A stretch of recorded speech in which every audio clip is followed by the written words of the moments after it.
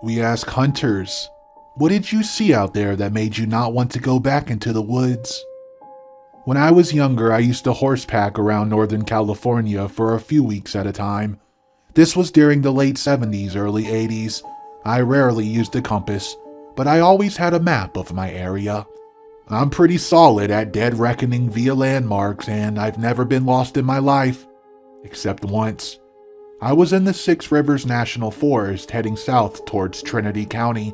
This is a very rough terrain, lots of high ridges, steep hills, rocks everywhere, and a nasty brush to tangle you. I was riding the ridges heading generally south and trying to find easy places to cross to the next ridge when it becomes convenient. The skies were partly cloudy and it was 60 degrees Fahrenheit, cold for that time of year. Since it was early August and the temps are normally 90, I found a reasonable spot to cross over to the next ridge of the south to get me started down. When I got into the ravine, it turned out that what looked easy from above was actually a rocky nightmare. I started walking up the ravine to find an easier place to get out of there. A wind picked up and it started drizzling. I walked for a mile or so, and I could not find anything that I wanted to risk my neck on, and more importantly my horse's hooves, and decided to start up the side I had come down originally. I got to the top, took a look around to orient myself, and froze in shock. The landscape was completely different. I don't mean that it was lower or easier or less rocky. I mean all my landmarks were gone. Some of them were peaks that were 30 to 40 miles away. Others were a lot closer. It was just completely different. I had no idea where I was and I was completely disoriented. I dug out my map and started to review where I was, the angles on the hills I'd been navigating by earlier, etc. I could not find anything that matched. The only thing I could positively identify was the route up from the ravine that I had just came from. Since it was cloudy, I could not navigate by the sun. All I had were the landmarks that I used for dead reckoning, and those were gone. The wind was picking up and it was getting very, very cold. I almost expected to see snow. I had no idea where I was, so I decided to backtrack to the last known position and see if I could pick up where I left off. I started down the hill going to the bottom of the ravine and started the opposite direction up the ravine. This time, I was very careful, watching for signs of my passage before, and the hill I came in the first place. It stopped raining, the wind died down, and the day started to warm up. I found my original trail down the hill and started back up it going to the top. All the landmarks there now, and I was totally confused. I kept going on the ridge, watching carefully to find where I had come up before. When I got to the spot where I thought it should be, there was no sign of it. I cast back and forth for a while, trying to find my trail with no success. All of my landmarks were there to see. Eventually, I gave up and continued on the ridge. A bit later, I found an easy trail down and an easy trail back up the other side to continue on my way. To this day, I have no idea what happened. Even though it was drizzling, I should have been able to see the closer landmarks, and honestly, the further landmarks were big enough to see. To that point, thinking back on it, there was no sign that it was drizzling when I continued on to where I ascended the first time. And the temperature swings wild that day, easily 30 to 40 degrees. Not uncommon in the mountains, but really odd for the time of year in that place. Another thing, originally, I had chosen to descend at that point because there was nothing to prevent me from going up the other side. I could see easily from the ridgetop, but when I arrived, there were tons of boulders blocking me, and I should have seen them from the top. Eerie and creepy. At the time, sure, but I was more focused on trying to orient myself. But thinking back on it, even more creepy now. In September this year, I was hunting antelope out near the Red Desert in Wyoming. I had just shot my antelope and was walking about 150 yards out to where he dropped, so I could tag and begin field dressing the animal. I should mention I'm about 40 miles from the main road, and I have not seen another human or vehicle since I got off the main road. This area is extremely remote, it's even hard to describe. So, As I'm walking out to the antelope, I look up at about 1 to 2 miles off in the distance, and I see this extremely bright light zooming over the landscape and headed my way. I thought it was probably a game warden on a side-by-side coming to check my paperwork and all. No big deal. I keep walking out and find the animal and look up and the light dives down in the sage bush, and I can no longer see it. It was about a half a mile from when it disappeared. I also noticed I did not hear any engine, if it is in fact someone on a motorized vehicle. I'm mostly confused at this point, not sure what the hell the light is or where it went, but I continue on and tag the antelope. It takes me all of 10 to 15 seconds to put the tag on. Then I look up, and I see the light traveling away from me, about 3 to 5 miles away, going at least 100 miles per hour. It was really zooming way faster than any vehicle could ever travel over that type of terrain. Also, there are no roads or anything where the light's traveling, so I don't know how it was going so fast. I'm pretty spooked at this point. I field dressed the animal as fast as I could and dragged it back to my truck. I just had a very uneasy feeling in my stomach. I have no idea what that light was, although some others speculated it was a drone, but if it was a drone operated by the game warden, why did he not come to check me out once I got to my truck? 3 years ago, I was hunting in the Maji State Forest in Minnesota. If you know anything about this area, there are wetlands everywhere. Swamps and sinkholes litter the land like it's nothing I've ever seen. This land is tough and mean, and if you go unplanned and do not mark your way out, there's a good chance no one will ever see you again. It was a foggy morning and the second week of deer opening season, and I was trailing along having my rifle across my chest with both hands on the scope, just trying to find an area where I could see more than 10 feet in front of me. The further in I realized I was lost, and then the oh shit moment set in. I walked a little further ahead trying to get my bearing, and before I knew it, stepped forward and sunk. I'm up to my forehead in mud and sinking with my only anchor being my rifle, butt and barrel that just so happened to be wider than the sinkhole. My only hope was to pull myself out, and tried for 4.5 hours screaming my lungs off for help, trying to vain to pull myself out every time I would pull up, my rifle would sink lower and lower, jumping up to yell and get a breath of air, then submerge in mud and sludge. After 5 hours, I came to terms that I was not getting out and I was going to die in a sinkhole and no one would ever find me. I just thought about my wife and my mom and how much it would hurt them to never find a body and go the rest of their lives without knowing what happened to me. I thought of my 2 girls and how I had wasted my life on a hunting trip and that I was never going to be there for them anymore. And at that point, I think I frankly looked like Leonardo DiCaprio from The Revenant crawling through the snow. I was cursing and praying and cursing more, using my last bit of energy to get out. I thought, if I'm going to die, I'm going to make damn sure I exasperate every fiber of my being before I entomb myself in this literal hellhole. Again, no luck.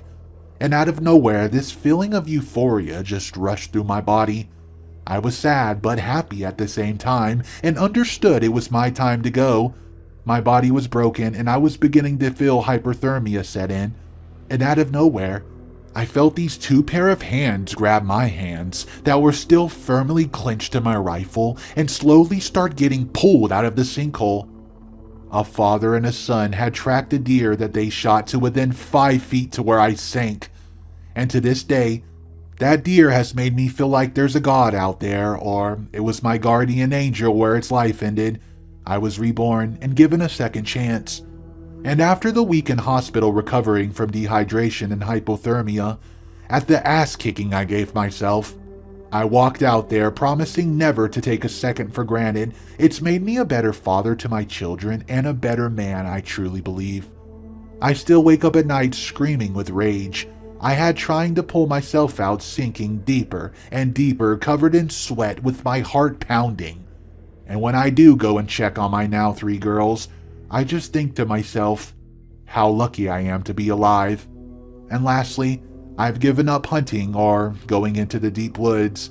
Maybe one day I'll try again, but Every time I think about it, I just start shaking. Even writing this has me in tears. On a side note, a man from the Twin Cities this last hunting season disappeared in the very same area I was hunting. Look it up if you don't believe me. Every time I would see his face on the news or in the paper, I could just imagine him in my head struggling to get out.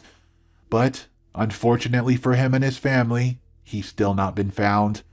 The only reason I'm still here today was my rifle and how I held it across my chest.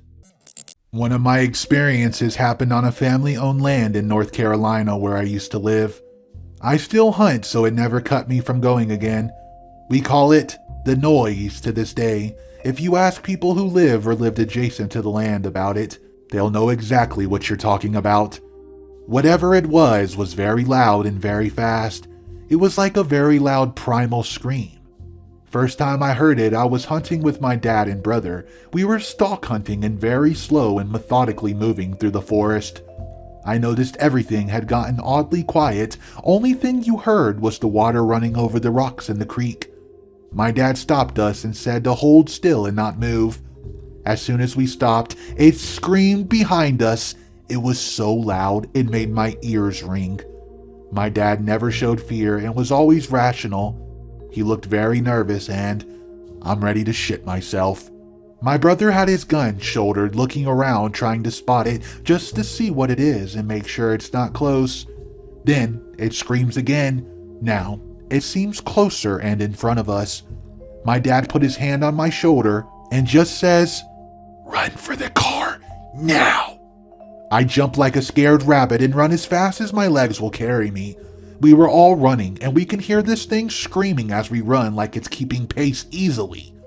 I can see the gravel road ahead, and now the car is close. It lets out another scream that sounds like it's on my left now, and very close. I bolt right, and we all come sliding out onto the road about 100 yards above the car. That's when I hear this weird whistle from the woods, and then everything just goes back to normal. Birds chirping away, squirrels calling, crows cawing. We stop to catch our breath and uneasily walk to the car, ready for anything. 100 yards has never seemed so far away. This was not the last time I heard it. In fact, I have more stories that involve the noise. If anyone wants to hear about them, I'll gladly share. My family tried to find it for years to figure it out. Whenever we thought we were close to it, it would suddenly appear somewhere else. Even trained hunting dogs ran away from this thing. Weird stuff, but I still love to hunt. The way I figure, if something gets me while I'm hunting, at least I'm doing something I love, and being close to nature, I harvest her bounty and thank her for it. I climbed up a tree before daylight in a remote holler in southern Ohio. Just as it was light enough to see, a shooting light we call it, I hear a rustling coming down the hill maybe 150 yards away. Cruising towards me is what I can only describe as a Tasmanian devil-like whirl or brown and gray moving in a straight line along the ground at a high speed down a sloped hill, and then off to a steep 15-foot drop-off, and then under my tree, then through the thickest brush imaginable behind me where the creek was, and then eventually out of sight and audible range. I observed maybe 300 yards of travel, although lost a visual on the thicket, which all occurred in a very straight line at natural, super high speed. I'm in the perch with nothing else to do but put my entire focus on it, and still, I can't figure out what it was, and as it passed under me, all I see again is a ghostly blur of gray and brown leaves. Total time elapsed was less than 10 seconds. I've seen dozens of coyotes and several bobcats, and yes, that is probably what it was, but its movement was so out of the ordinary at the moment, my senses computed that it couldn't have been either of those. I got tingles and the hair stood up on the back of my neck. It's a mundane story, but the actual experience definitely felt supernatural. I got this feeling like crazy going for a trail run a few years back. Snowstorm incoming, but still a number of hours away, so everything was deathly still, and at dusk, so I had my headlamp knowing I was coming back after dark. Gorgeous evening for a run in a forest, and I'm extremely familiar with. I got a kilometer in, and that feeling just careened into me, going from hey, kind of uneasy, to paralyzed in about 10 seconds. Sudden urge to pee. Completely unwilling to move, every leaf crunch was like thunder. The thing is, my brain filled it with a vision of what was up. My brain gave me this mental image of an instinct predator on the other side of the small hill ahead of me. It knew I was here, and it was looking for a snack just before the snow came, and it was just waiting. I felt like prey, and now I know what deer feel like when they get caught in headlights. It was the freakiest thing. It felt like a predator mind meld. I tried for a second to be like, oh, I'm just paranoid, and tried to take a couple steps forward, and it felt like a physical brick wall was in front of me. I just couldn't do it, not a chance. I got out of there standing dead still for like 2 minutes. No birds, no squirrels, no small creatures bumbling in the leaves. Ended up walking back down the trail, feeling like my neck and back were on fire. Sprinted the last 100 yards to my car. It felt way better in my car, but the feeling did not dissipate until I was about a mile away. I've never gotten that sensation on this segment of the trail, or in those woods since. Even my long, rainy, dark swamp night runs aren't anywhere near what I felt. My brain may have just run away with my imagination there, but I'm okay with that. I'd rather listen on the off chance I'm right. My father and I were following a trail for a while, so we decided to take a break and catch our breath. I sat on a log off the trail, and my dad stood on the edge of the trail waiting for me to get up. I hear some movement and scan around, and I see a man, dressed casually, walking down the trail with a Glock in his hand. He's not really following the trail. He's just walking toward my dad with haste. Before he comes up to my dad, he asked if he's seen anything. Pretty normal. I keep an eye on him because I don't believe he was there to hunt. I think he was there to make sure my dad hadn't seen anything he wasn't supposed to. He wasn't dressed like a hunter. He did not walk like a hunter. And it was deer season, and he decided he would take a Glock out to get a deer. I wasn't buying, so I put a round in the chamber and watched them talk. He seemed to be confident until my dad mentioned that he was here with me and gestured in my direction.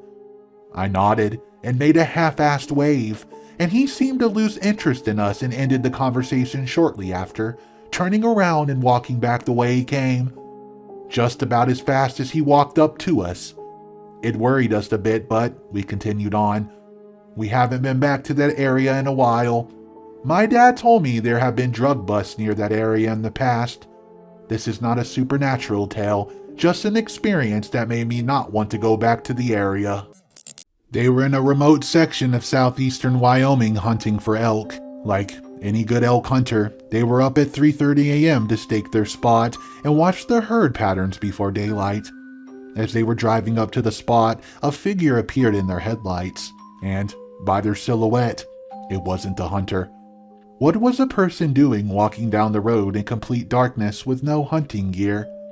My dad was driving, so he slowed to a crawl in his truck, and his buddy prepared his sidearm, as this had foul play written all over it. When they could distinguish the figure in the headlights, they saw it was a girl in a tank top and underwear, wearing no shoes. They stopped and verbally checked her status out the window, as there could have easily been somebody staked out in the sagebrush ready to ambush. It became clear she was severely hypothermic and bleeding from her feet. They got out and let her in the truck cab. From there, it had been a terrifying experience for that girl. I sure wouldn't want two middle-aged rednecks picking me up 40 miles from town. They cranked up the heat full blast and drove her to a nearby gas station, where they were regular customers and friends with the owner and his wife, who was a retired nurse. When the girl could finally articulate her words, she told them what she and her boyfriend drove out there to drink and have sex. When she started having a seizure during sex, he lost his temper, grabbed her shoes, and threw them into the sage. When she got out of the car to find them, he peeled off, leaving her in near-freezing temperatures in her skivvies. She estimated she walked about 4 miles on a dirt road before my dad found her. It's a good thing hunters start early because she could have easily died. There are remote cypress swamps along the Pearl River in central Mississippi, and some of them became inaccessible due to flooding during hunting season. The remoteness of some of these places creates ideal situations for a hunter willing to put in the extra effort, and I have hunted these woods and swamps for years. I know them well. Even though it's a bad idea, when I was younger I was confident enough to hunt back in there alone. One afternoon during duck season, a front was coming in and I knew if I could get to Deal Island it would be a good day. I put on my chest waders and rode my four-wheeler down an overgrown logging trail in the swamp to the edge of the flood. I waded a couple of sloughs and began to get a particular honey hole where I could slay them. I did, and it was good. But when it came time to wade back out, I got a sense of unease that I could not explain. The weather was odd because even though the temperature was dropping and a front was expected, everything was still and quiet. If you've ever been alone in a swamp at night, you will know what I mean. But everything is different when you can only see what's in the cone of light from your flashlight. I wasn't worried because my light was good, and hell, I was carrying a 12-gauge shotgun fully loaded. But still, something kept making the hair stand up on the back of my neck.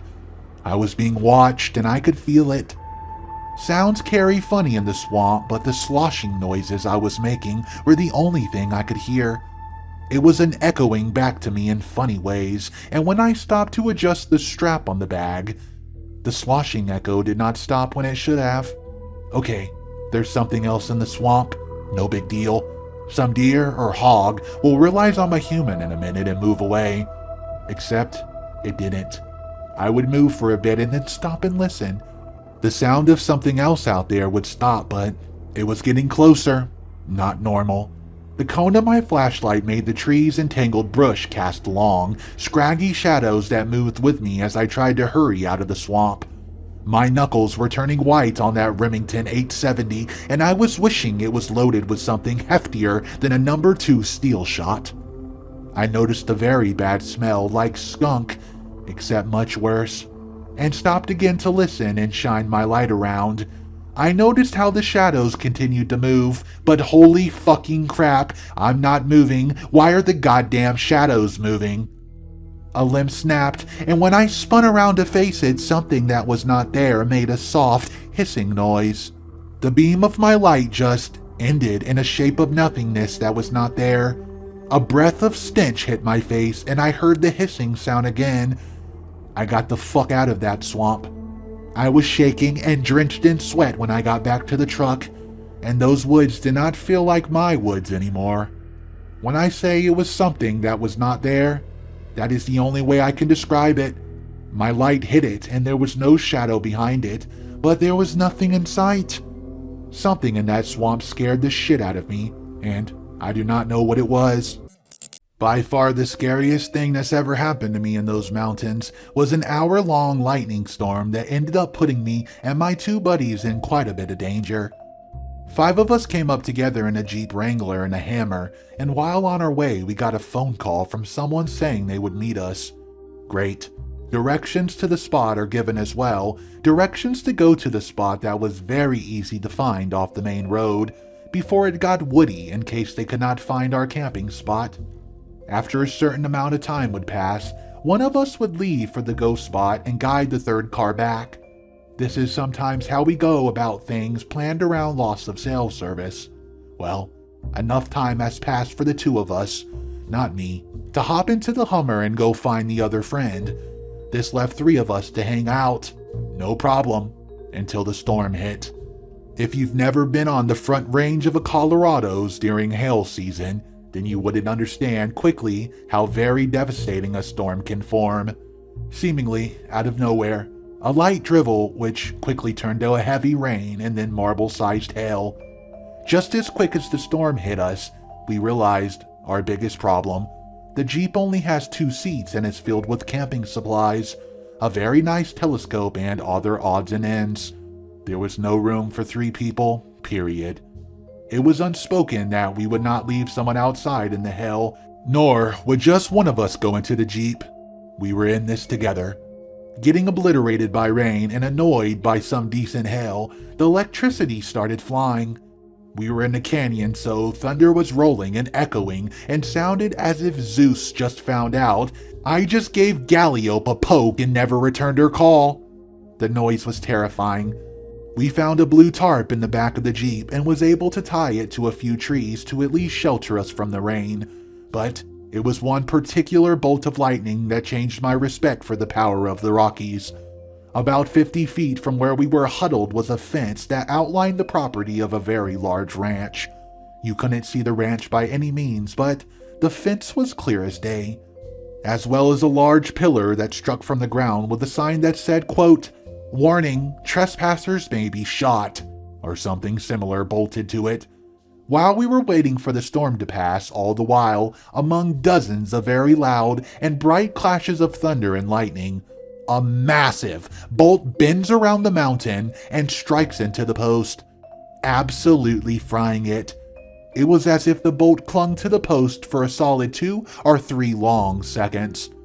Needless to say, we were horrified because this was considerably less than 100 feet away, and this bolt was huge. The most disturbing part of it was for about 10 seconds after the bolt had gone, the trespassing sign was glowing molten red and vibrated so loud we could hear it over the rest of the storm. Our friends in the Hummer returned maybe 45 minutes after this, and by then the sky was clear and it was a 75-degree day. You just listened to 10 nightmare stories told by actual hunters. If you enjoyed these chilling stories, make sure to subscribe to Midnight Monster, as there will be plenty of bone-chilling stories and topics to discuss on the upcoming days. So, stick around if you dare.